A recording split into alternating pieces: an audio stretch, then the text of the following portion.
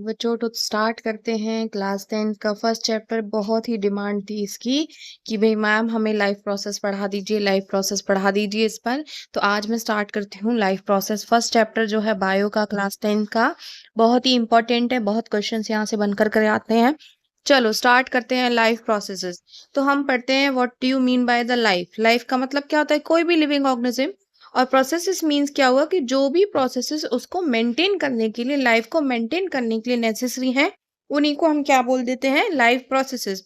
जैसे यहाँ लिखा हुआ है processes that carry out by living organism. भैया बाय की स्पेलिंग गलत हो गई है, थोड़ा ठीक कर लेना।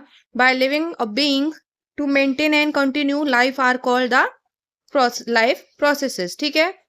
एग्जाम्पल की बात करें तो एग्जाम्पल्स क्या हैं? एग्जाम्पल्स में आपको दिया हुआ है सबसे पहले nutrition, respiration, transpiration and excretion.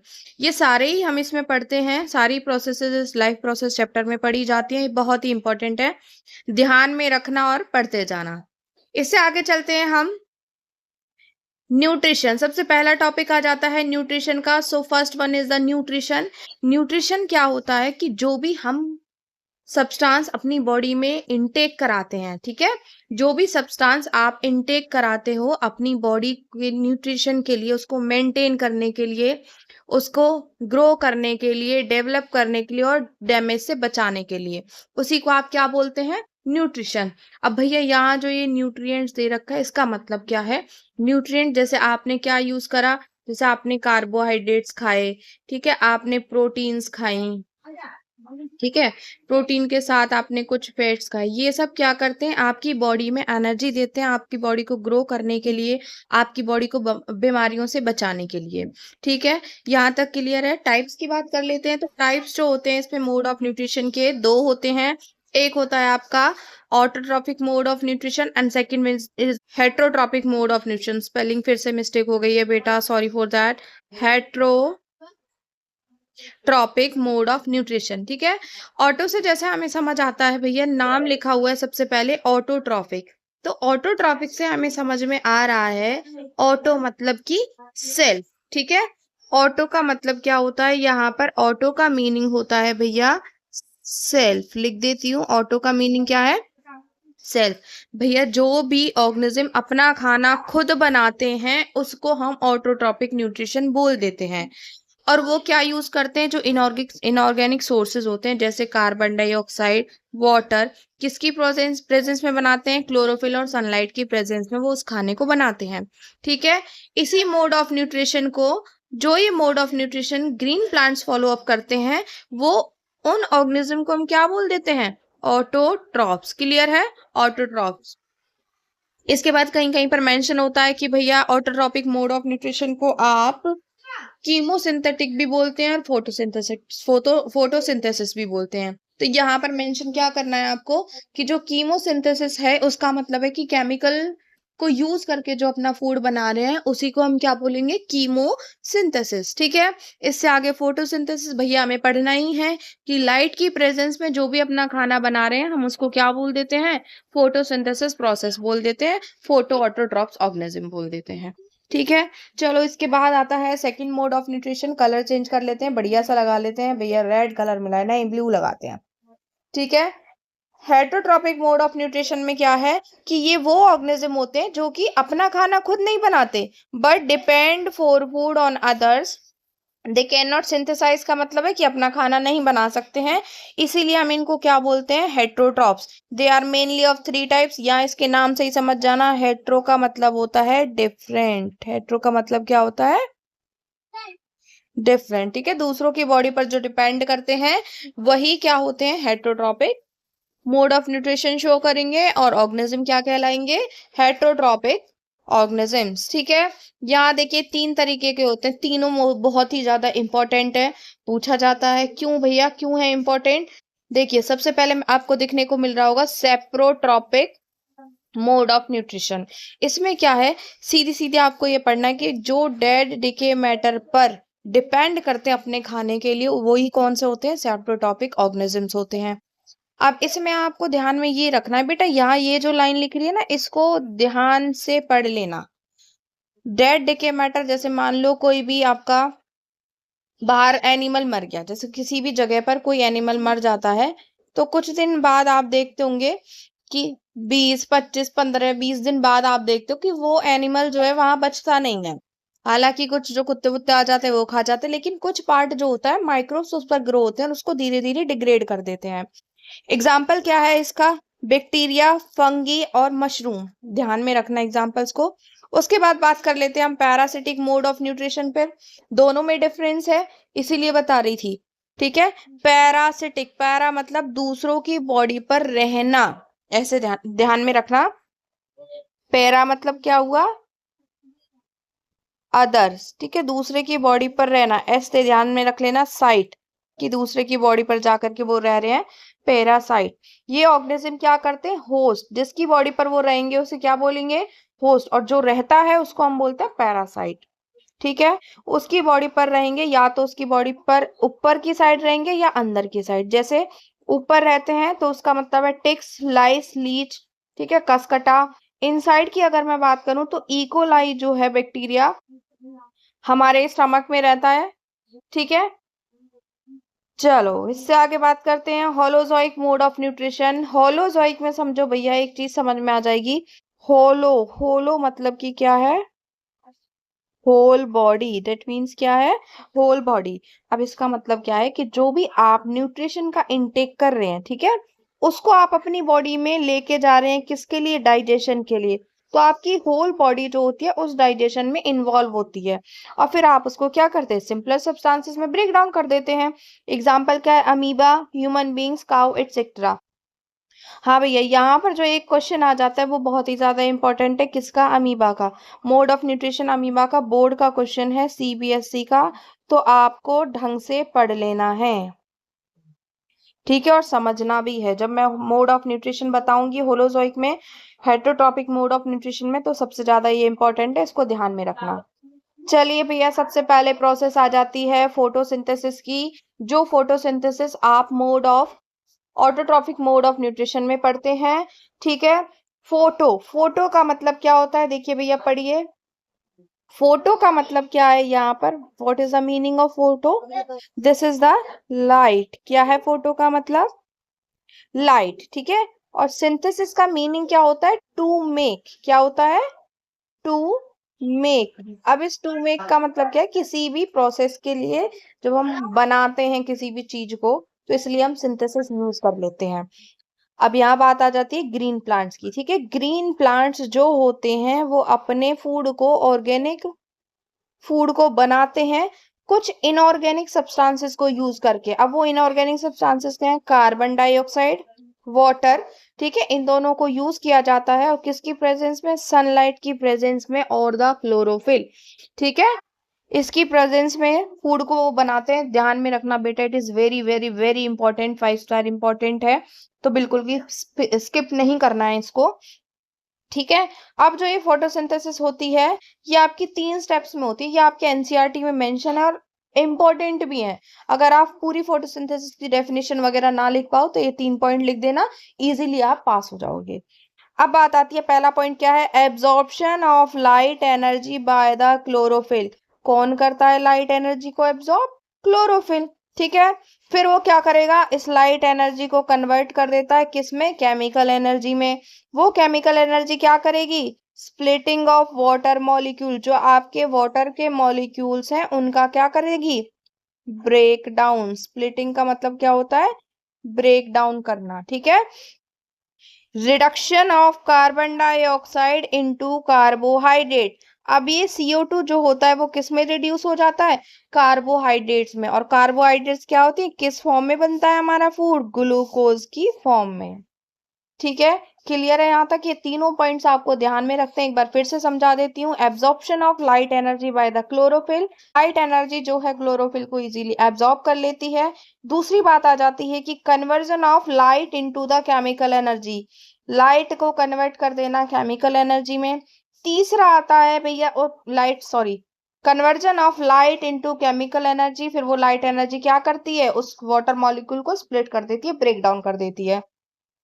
इसके साथ reduction of carbon dioxide into the carbohydrate, carbon dioxide का रिडक्शन करा देना कार्बोहाइड्रेट्स में।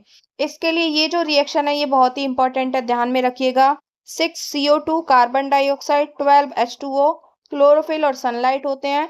ग्लूकोज, ग्लूकोज का फॉर्मूला क्या है? C6H12O6। जैसे आप अपनी बुक में देखेंगे वहां भी आपको इजीली ये मेंशन मिलेगा। 6O2 होते हैं और 6H2 होते हैं। जैसे अभी 25 में ये एग्जाम हुए थे CBSE के, तो वहां क्वेश्चन आया था आपका, आप हालांकि आया वो केमिस्ट्री में था कि भैया फोटोसिंथेसिस की रिएक्शन को बैलेंस करके दिखाइए, ठीक है। तो इसको आप ध्यान में रखना, आप यहाँ से पढ़ लो, केमिस्ट्री से ना पढ़ो तो बायो से पढ़ लो, ठीक है। चलो अब हमें एक इम्पोर्टेंट बात यहाँ सुनने को मिलती है, इसके ऊपर एक्टिविटी भी बेस्ड है, ठीक है। इसके ऊपर क्या है, एक एक्टिविटी भी बेस्ड है। तो यहाँ इंपॉर्टेंट चीज आप क्या सुनते हैं कि भैया जो आपकी फोटोसिंथेसिस में अगर एक्सेस कार्बोहाइड्रेट्स बन जाते हैं या ग्लूकोज जिसे आप बोले, उसको प्लांट जो होता है स्टोर रख लेता है। हम भी क्या करते हैं, हमारा खाना पीना अगर एक्स्ट्रा बच गया तो हम उसको फ्रीज में रख देते हैं स्टोर करके कि भैया कल काम आ जाएगा या रात को खा लेंगे, ऐसा कुछ करते हैं ना। अब वो वही बात कह रहा है कि अगर आपका एक्सेस अमाउंट में ग्लूकोज बन जाता है तो आप उसको स्टोर कर लेते हैं। स्टोर किस फॉर्म में करा जाता है? भैया मैंने स्टार्च लिख दिया है, यहाँ ध्यान रखना कि ये क्या है, स्टार्च की फॉर्म में स्टोर करते हैं। किसकी फॉर्म में? स्टार्च। इंपॉर्टेंट है, बिल्कुल ध्यान में रखना, बहुत इंपॉर्टेंट है, ठीक है। जो कि बाद में इसको रिजर्व करके रख लिया जाता है, जहां भी रिक्वायरमेंट होती है वहां हम इसको यूज अप कर लेते हैं। हाँ भैया, एक क्वेश्चन है एनसीईआरटी का है कि भैया रॉ मटेरियल कौन कौन से होते हैं फोटोसिंथेसिस के लिए, जो कच्चे सब्सटेंस होते हैं? कार्बन डाइऑक्साइड, ठीक है, अरे भाग गया। कौन कौन से होते हैं? कार्बन डाइऑक्साइड, वाटर, सनलाइट और क्लोरोफिल। इंपॉर्टेंट है, ध्यान से पढ़ लेना। फिर बात आती है what is the site of photosynthesis. इसके लिए हम ये डायग्राम दिखाएंगे, इसको ध्यान से पढ़ना।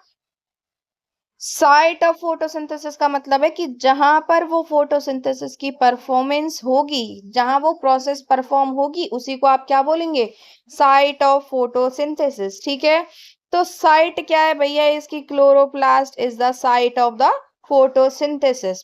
क्लोरोप्लास्ट को क्या बोला जाता है? फोटोसिंथेसिस की साइट। इसीलिए हम इसे क्या बोल देते हैं, और भी बोलते हैं, जैसे छोटी क्लासेस में पढ़ा जाता है, किचन ऑफ द सेल, ठीक है। यहाँ ध्यान से पढ़ना। अभी ये भैया एक ये क्या करता है, ग्रीन कलर का पिगमेंट होता है इसके पास में, ठीक है। उस ग्रीन कलर के पिगमेंट को आप क्या बोलते हैं? क्लोरोफिल, ठीक है। जो काम क्या करता है हमने इस वाली प्रोसेस में पढ़ा था, देखिए यहाँ पर दिखा देती हूँ कि एब्जॉर्प्शन ऑफ लाइट एनर्जी, ये पढ़ रहे हो ना आप, absorption of light energy by the chlorophyll. तो यहाँ क्लियर हो गया आपको, इजीली आप समझ सकते हो कि क्लोरोफिल का काम क्या होता है कि वो ट्रैप करता है। ट्रैप मतलब पकड़ना, लाइट एनर्जी को पकड़ के रखता है। अब यहाँ देख लो, ये बहुत इंपॉर्टेंट है। इसमें देखो क्या दिया हुआ है, ये लीफ का डाइसेक्शन करके दिया हुआ है। लीफ के डाइसेक्शन में आपको इजीली मेंशन करना है, ये क्या होती है? लेमिना, वीन्स पता है, मिडरिप पता है, मेन वाली लाइन जो होती है। अब यहाँ देखो इस वाले सेक्शन में क्या दिया हुआ है, यहाँ ऊपर क्या है? फ्लोएम। फ्लोएम क्या करता है? आपके फूड का ट्रांसपोर्ट करता है, जो भी फोटोसिंथेसिस से बना। इधर नीचे दिया हुआ है जाइलम। जाइलम क्या करता है? आपके वाटर एंड मिनरल्स का एब्जॉर्प्शन कराता है, ठीक है। वाटर एंड मिनरल्स का एब्जॉर्प्शन कराता है। यहाँ एक और चीज ध्यान से पढ़ो, लिखा हुआ है वेस्कुलर बंडल। बहुत से बच्चे ऐसे होते हैं, हालांकि हम जब पढ़ाते हैं तो बच्चे बता नहीं पाते कि वेस्कुलर बंडल्स होते क्या है। तो आपको अब पता चल गया कि वेस्कुलर बंडल्स क्या होते हैं बेटा। Xylem and phloem are the vascular bundles. उसके बाद देखो, उसके बाद क्या दिया हुआ है, देखो थोड़ा साफ कर लिया, अब समझ में आ जाएगा इजीली। ये वेक्सी क्यूटिकल लेयर, ठीक है, क्यूटिन की बनी होती है। अपर एपिडर्मिस है, उस एपिडर्मिस पर, ठीक है, ऐसे दिखाया हुआ। अब इसका डाइसेक्शन ऐसे पढ़ा जा रहा है भैया। इसमें ये मीजोफिल सेल्स हैं, मीजोफिल सेल्स के अंदर स्मॉल सर्कुलर स्ट्रक्चर्स आपको दिख रहे हैं, उसको क्या बोलते हैं? क्लोरोप्लास्ट। क्लोरोप्लास्ट ही वही जगह है जहां पर फोटोसिंथेसिस की प्रोसेस परफॉर्म होती है, ठीक है। एयर स्पेस दिखाई दे गए बीच में। फिर दिखाया हुआ है guard cell. What is the guard cell? Lower epidermis में प्रेजेंट है। गार्ड सेल्स क्या होती है? स्टोमेटा में प्रेजेंट होती हैं आपकी गार्ड सेल्स, ठीक है। चलो इससे आगे चलते हैं। फिर स्टोमेटा आ गया ना topic. Stomata, what is the stomata? तो स्टोमेटा क्या होता है? Stomata is the small टिनी pores present on the leaf surface. अगर एपिडर्मिस भी लिखा हो तो भी एक ही बात है, कंफ्यूजन मत होना। ठीक है, स्टोमेटा का रोल क्या हो जाता है यहाँ पर? हम पढ़ लेते हैं स्टोमेटा का रोल क्या होता है। What is the role of stomata? Stomata का इंपॉर्टेंट रोल होता है कि वो गैसेस का एक्सचेंजमेंट कराता है फॉर द फोटोसिंथेसिस। जैसे CO2 जो होती है वो अंदर जाएगी और O2 जो होती है वो प्लांट से बाहर जाएगी फोटोसिंथेसिस में। ठीक है, हेल्प इन द ट्रांसपिरेशन। फिर इंपॉर्टेंट है कि भैया ट्रांसपिरेशन में हेल्प करता है। What is the transpiration process? Important है, आगे भी आएगी जब आप ट्रांसपोर्टेशन पढ़ेंगे प्लांट्स में, लेकिन यहाँ पढ़ लोगे तो ज्यादा अच्छा है, पहले क्लियर हो जाएगा तो हमें भागना नहीं पड़ेगा। लिखा हुआ है process of loss of excess water from the plants in the form of vapours. ठीक है, कि भैया जो हमारे प्लांट्स में एक्सेस वाटर होता है एक्सेस अमाउंट में, वो प्लांट से क्या होगा? रिलीज हो जाएगा। होगा, ऑब्वियस सी बात है। जैसे हमारी बॉडी में स्वेटिंग होती है, स्वेटिंग क्यों होती है? एक्सेस सॉल्ट जो प्रेजेंट होते हैं वो बाहर निकल जाते हैं। सेम वैसे ही प्लांट्स में जब एब्जॉर्प्शन ज्यादा हो जाता है तो वो एक्सेस अमाउंट का वाटर जो है वो बाहर रिलीज हो जाएगा। क्लियर है? अब यहाँ पर आ जाता है एक और बात। हाँ भैया, ये ध्यान में रखना कि ये जो आपका क्वेश्चन है ये very very much important, it is the CBSE board question. ठीक है, चलो इससे आगे चलते हैं। ओपनिंग एंड क्लोजिंग जो होती है स्टोमेटा की वो किस तरीके से होती है? चलो बच्चों देखो, पहले इसका डायग्राम देख लो। डायग्राम जो है हमेशा पूछ लिया जाता है। तो इसमें आपको क्या दिख रहा है? सबसे पहले गार्ड सेल्स दिख रही हैं। ये जो गार्ड सेल्स होती हैं ये कैसी होती है? बीन शेप की। ठीक है, बीन लिख दो या फिर किडनी शेप की। ये क्या होती हैं? आपकी गार्ड सेल्स प्रेजेंट होती हैं। स्टोमेटल पोर जो बीच में ये है, this is the stomatal pores. यहाँ भी ये ग्रीन कलर के जो प्रेजेंट है ये क्या है? आपके क्लोरोप्लास्ट। यहाँ पर ये मेंशन नहीं है कि ये जो येलो कलर का है ये क्या है? This is the nucleus. क्या है? ये है न्यूक्लियस। ठीक है, अब यहाँ देखो कि ओपनिंग और क्लोजिंग का मतलब क्या है। अगर मैं आपको एक एग्जाम्पल से बताऊं, मान लो आपने क्या लिया है? एक बैलून लिया है। ठीक है, बैलून लिया, बैलून में आप क्या कर रहे हैं? वाटर फिल कर रहे हैं। अब आप देखो, जब आप टैप से उस वाटर को फिल करें, डेट मीन्स क्या है कि उसमें वाटर का प्रेशर इंक्रीज हुआ। तो जब वाटर का प्रेशर इंक्रीज हुआ तो उसकी वजह से बैलून कैसा हो गया? स्वेल हो गया। ठीक है, स्वेल होगा तो क्या होगा? वो ओपनिंग होगी स्टोमेटल पोर की। क्या होगी? Opening of stomatal pore. ठीक है, वहीं देखिए क्लोजिंग में, देखिए ये जो आपको दिख रहा है ये क्लोज स्टोमेटा है। बी पोर्शन में आपको दिख रहा है जो, ये कैसा है? Close stomata. इस क्लोज में क्या है, क्या करना है? अब आपने वही बैलून, वही पढ़ते हैं फिर से, वही बैलून जो है जिसमें पानी भरा हुआ था। ठीक है, अब उसमें से जब पानी को आप निकाल दोगे, बाहर रिलीज कर दोगे, तो रिलीज करने पर क्या होगा बेटा कि उस वो कैसा हो जाएगा? श्रिंक हो जाएगा। कैसा हो जाएगा? श्रिंक। अब वो श्रिंक हुआ, डेट मीन्स क्या हुआ? आपका स्टोमेटा का पोर जो होता है वो कैसा हो जाएगा? क्लोज। तो आपको ये समझ आया कि बैलून में जब आप पानी भर दोगे, डेट मीन्स वो गार्ड सेल जो होती हैं वो स्वेल हो जाएंगी। स्वेल होंगी तो ओपन हो जाएगा आपका स्टोमेटा। ठीक है, और जब आप उसमें से पानी को बाहर निकालोगे, रिलीज होगा, डेट मीन्स वो श्रिंक हो जाएंगी और स्टोमेटा पोर कैसा हो जाएगा? क्लोज। ठीक है, यहाँ तक क्लियर है? आपको एग्जाम्पल बहुत अच्छा लगा होगा, आई होप। इसके बाद आ जाती है आपकी एक्टिविटी। दो एक्टिविटी आती है। तो सबसे पहली वाली एक्टिविटी ये होती है 5.1 में। इस एक्टिविटी में मेंशन होता है बेटा कि आपको क्या लेना है? वेरीजेटेड लीफ लेनी। वेरीजेटेड लीफ कैसे होती है? जैसे मनी प्लांट की होती है ना, बीच बीच में उसमें येलो कलर के पैचेस प्रेजेंट होते हैं, ऐसे। ठीक है, अब आपको क्या करना है? उसको 3-4 दिन के लिए एक डार्क रूम में रख देना है, जिससे उसमें जो भी स्टार्च प्रेजेंट हो वो यूज़ हो जाए। अभी मैंने आपको कुछ देर पहले बताया था कि आप स्टार्च को ज़रूर ध्यान में रखना, it is very much important. तो यहाँ पर वही है कि जो स्टार्च वो है जो आपने प्लांट्स में एज अ फूड स्टोर किया था। ठीक है, वही स्टार्च ये है जिसको आपने प्लांट्स में स्टोर किया था। तो आप इसके बारे में अब ये देखिए कि यहाँ जो ये स्टार्च मेंशन है, उस खाने को जब वो यूज़ अप कर लेंगे। ठीक है, अब वो कह रहा है कि अब आप कुछ 6 घंटे के करीब आप उसको धूप में रख दीजिए। पागल बना रहा है बिल्कुल ही, है।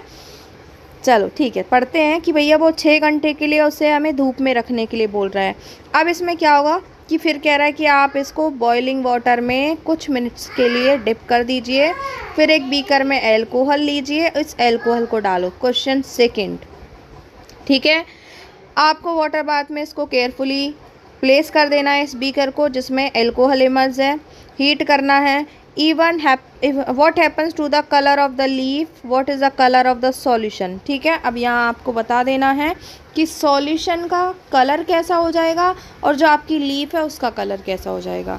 जो आपका एल्कोहल का कलर होता है, जो हम बात कर रहे हैं कि जो कलर होगा लीफ का और सॉल्यूशन का कलर होगा, उसमें क्या होगा, जब आप बीकर में उस लीफ को डाल देंगे, ठीक है, तो एल्कोहल के पास एक प्रॉपर्टी होती है कि जो इसमें क्लोरोफिल प्रेजेंट होगा उसको वो डिज़ोल्व कर देता है, ठीक है, डिज़ोल्व करेगा। अब क्लोरोफिल कौन से कलर का है, ग्रीन कलर का, डेट मीन्स सॉल्यूशन जो है एल्कोहल का उसका कलर कैसा हो जाएगा, ग्रीन, ठीक है। दूसरी बात आती है लीफ की, जब आप लीफ के ऊपर आयोडीन डालेंगे, ठीक है, तो आयोडीन क्या करता है, हमेशा स्टार्च के साथ रिएक्ट करेगा और तो वो स्टार्च के साथ रिएक्ट करके क्या कर देगा, उसका ब्लू ब्लैक कलर चेंज करेगा, ठीक है। अगर ब्लू ब्लैक कलर चेंज कर रहा है डेट मीन्स क्या है, वहाँ पर स्टार्च प्रेजेंट है, और अगर नहीं कर रहा है तो आपका स्टार्च वहाँ पर प्रेजेंट नहीं है, ठीक है। यहाँ आपने उसको क्या करा था, कुछ घंटे के लिए रखा था ना यहाँ सनलाइट में, तो उसने फोटोसिंथेसिस स्टार्ट करी थी, ठीक है। तो ये ऑब्जर्वेशन समझ में आई, आपको ये ध्यान में रखना है। एल्कोहल क्या करेगा, ग्रीन कलर को डिज़ोल्व कर देता है, इसीलिए वो ग्रीन कलर का हो जाएगा। और आयोडीन सॉल्यूशन में क्या होगा कि आयोडीन सॉल्यूशन स्टार्च का कलर दिखाता है आपको, जिससे आप बता दोगे कि भैया वहाँ पर स्टार्च प्रेजेंट था, ब्लू ब्लैक कलर दिखाता है। इसके बाद सेकेंड आती है, सेकेंड एक्टिविटी में हमें देखना है, सेकेंड एक्टिविटी में क्या बताया हुआ है, 2 बेल जार लिए हैं, एक में एक प्लेट रखी हुई है जिसमें लिखा हुआ है कि भैया पोटेशियम हाइड्रोक्साइड रखा हुआ है, ठीक है। उस पोटेशियम हाइड्रोक्साइड के बारे में मेंशन है कि यहाँ क्या लिखा हुआ है, it is used to absorb the carbon dioxide, ठीक है।